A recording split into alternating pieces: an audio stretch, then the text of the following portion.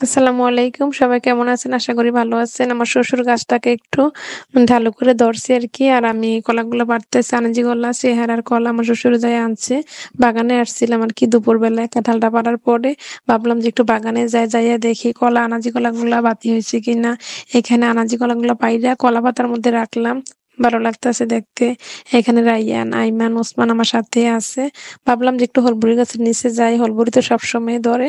সিজনে বেশি ধরে, অনেক বেশি ধরে মাশাআল্লাহ। আর অসিজনে এগুলা যে এখন পারলাম, পারার পরে আবার ফুল আসবে।